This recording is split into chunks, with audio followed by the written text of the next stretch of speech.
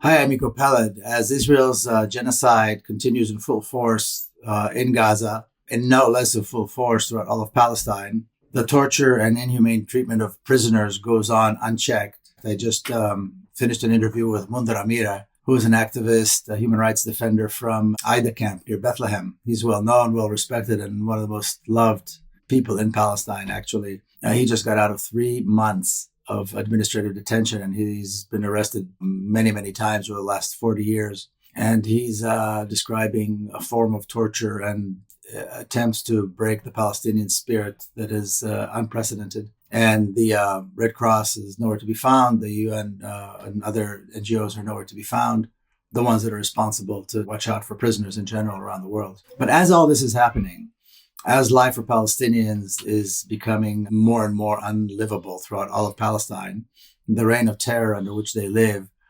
is worsening. The treatment by soldiers, whether it's mass murder of civilians in the Gaza Strip or other places throughout Palestine, the Israeli military PR machine is hard at work to portray the executioners, those who are pulling the trigger, those who are beating, those who are torturing, those who are bombing, as lighthearted, good-looking, friendly, heroic, and that all this is actually coming from a deep desire for just love and peace and that sort of thing. It's very, very well done. And so today I want to talk about that.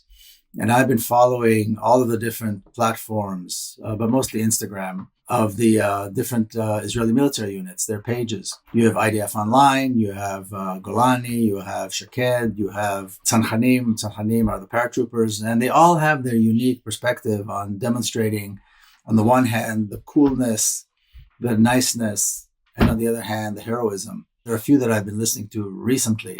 There's one where a bunch of women soldiers showing up one after the other describing their job. One does this and one does that, and one is observer and one is a trainer and one is a teacher. And they're all so cute and they're all so lovely and they're all so friendly and they all speak English very, very well. And then there's another one that describes the Golani family. And the word in Hebrew, mural, or poisoned, is to describe someone who is like really like into something. And so they are this Golani family that is totally, Mu'alim, totally poisoned with Golani. And there's a few different families that have had different generations of members of the family who have been part of the Golani Brigade, a grandfather, a father, a son, and on and on and on and on. The Golani Brigade is one of the most brutal terrorist battalions in the Israeli military. Then again, the Tzanchanim, or paratroopers, is another one. There are photos of snipers looking through the sight, and there's a big heart saying, give respect to the Nahal. The Nahal is another one of these extremely, extremely brutal terrorist brigades that exist within the IDF. And of course, the guy is good looking and he looks like a Rambo. And the picture is just unbelievable. There's one where they interview a bunch of Israeli soldiers, Israeli terrorists who've just come out of Gaza. And it's like, okay, now that you're out, what's the first thing you want to do? Oh, I want to give my mother a hug. Oh, I want to see my girlfriend. I'm going to have a nice juicy steak. Let's stop this for a minute and remember what they had just done, what they are engaged in. They're engaged in a mass genocide.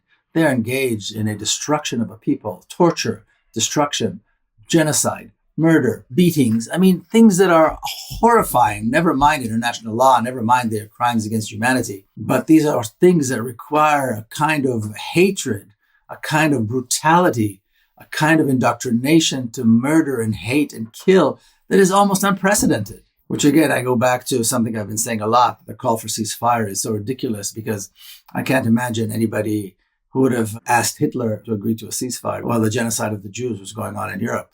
But somehow when it comes to Palestinians, if you look at these images and you watch these pages and you see what they're describing, it is really, really important to juxtapose the actions of the Israeli military with the images that they're putting out there. So I described a couple. There's another one, a guy, again, a soldier looking through the sight of a gun, and he's smiling, and he's a good-looking young man. And then, of course, there's a description of a short video where they're describing an attack and the destruction of so-called targets within the Gaza Strip. And again, there's described this particular brigade who has gone in and taken care of a particular neighborhood in the Gaza Strip and so on. So I think it's very, very important to pay attention to this. And I think it's important to start a campaign online to report these images and to report these accounts for promoting hate, for promoting genocide, for promoting racism, for promoting violence.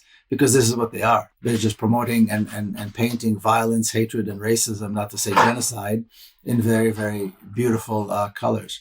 So please take a look at them, IDF Online, and then all the others that belong to the different IDF units. And of course, most of them are either in English or you have captions in English. So, we know that the audience are not Israelis. The audiences are for people on the outside.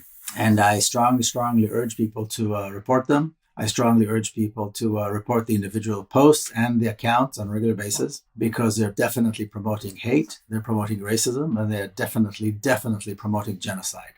Thank you.